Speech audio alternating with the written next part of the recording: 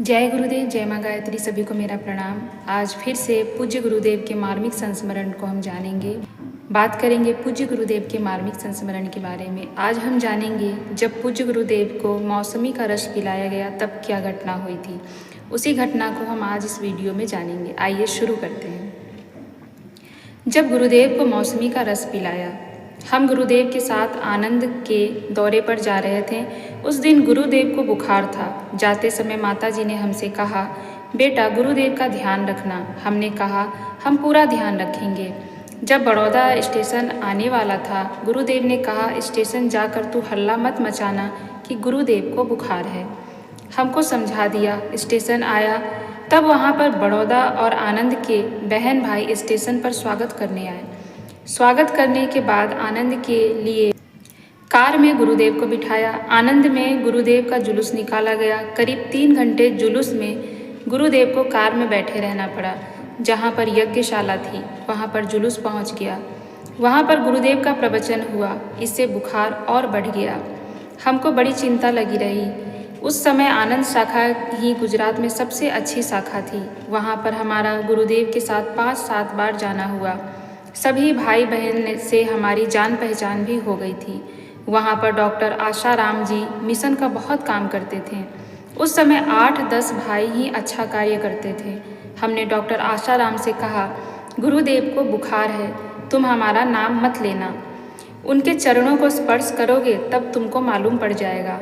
हमारे कहने से आशाराम भाई शांति भाई के मकान पर ठहरे थे। वहाँ पर गुरुदेव के चरण स्पर्श किए। चरण बहुत गर्म थे। डॉक्टर आशाराम ने गुरुदेव से कहा, गुरुदेव आपको बुखार है, अब आपको आराम करना है। गुरुदेव चुप रहे और हमसे डॉक्टर आशाराम ने कहा, बाजार से मौसमी का रस लाकर पिला दो। बुखार है, कल सुबह चेक कराकर दवाई देंगे। हम बाजार गए। वहाँ से थर्मस में मौसमी का रस लेकर आए और स्टील के गिलास में मौसमी का रस डालकर गुरुदेव को दे दिया। गुरुदेव ने समझा था कि पानी दे रहा है। जैसे ही एक घूंट रस पिया, पीते ही उन्होंने थूक दिया और मुंह को साफ कर दिया। कुल्ला करके रस को फेंक दिया। हम पर एकदम टूट पड़े। अगर उनके पास डंडा होता तो मार भी देते। इतना गुस्सा उनको था। हमसे कहा, हमारे बच्चे तपोभूमि में रहते हैं, उनको पानी भी नहीं है। तपोभूमि में खारी कुआं था, थोड़ी दूर से पानी लाना पड़ता था। तू मुझको मौसमी का रस पिलाता है, तू मुझको मौसमी का रस पिलाता है। बड़े नाराज थे। हमको बड़ा डर लग गया। दूसरे दिन डॉक्टर आशाराम जी आए और गुरुदेव को जिद करके जांच कराने ले गए। जांच में असामान्य कुछ भी नहीं निकला। गुरुदेव ने वहाँ के भाइयों से हमारा नाम लेकर कहा, लीलापत को बुलाकर लाओ। हम बाहर खड़े थे। हमसे गुरुदेव ने कहा, जांच में क्या निकला? हमने कहा, चेकिंग की बात डॉक्टर आशाराम ने कही थी। गुरुदेव बोले, हम सब जानते हैं, अवश्य ही डॉक्टर को तुमने ही बुखार की बात कही है।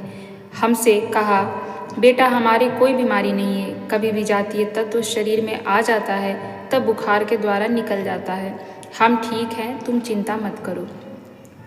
पूज्य गुरुदेव, हमने कई बार कहा है कि पूज्य गुरुदेव हमारी नहीं, अपनी नहीं, वो पूरे समाज की चिंता करते हैं।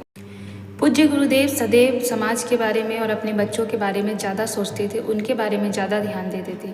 उनको ऐसा लगता था कि हमारे बच्चे को बहुत सारी चीज़ें नहीं मिल रही हैं तो मैं मौसमी का रस कैसे पी लूँ।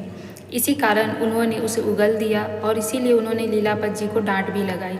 दूसरी चीज़ थी कि वह एक योगी थे। उन्हें पता था कि शरीर में जब कुछ ऐसे पदार्थ जमा हो जाते हैं तो उसको खाना बंद करके निकालना चाहिए, जैसे जानवर भी करते हैं। जब उनका पेट खराब होता है या वो ज़्यादा खा लेते, अपच हो जाता है, तो वो 1 या 2 दिन खाना बंद कर देते हैं।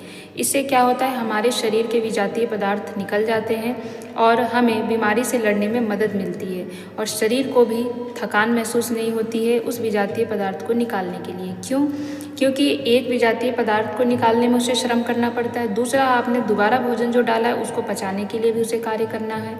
तो इन चीज़ों के लिए हम उसे एक काम के लिए रुकावट दे देते हैं तो वो दूसरा काम जो है अच्छी तरह से कर पाता है। इसीलिए पूज्य गुरुदेव योगी की दृष्टि से योगी की तरह सोचते थे, योगी थे, इसलिए वो स्वयं से अपनी बीमारी को ठीक कर लेते थे और साथ ही साथ अपने बच्चों से भी बहुत प्यार करते थे। उन्हें लग रहा था कि उनके बच्चे को पानी नहीं मिल रही है और मैं यहाँ पे मौसमी का रस पीऊँ, ये होता है सच्चा संत। सच्चे संत की परख ऐसी ही की जाती है। सच्चा संत वो नहीं होता जो सब कुछ अपने लिए सोचता है और अपने बच्चों के लिए वो कुछ भी नहीं सोचता है।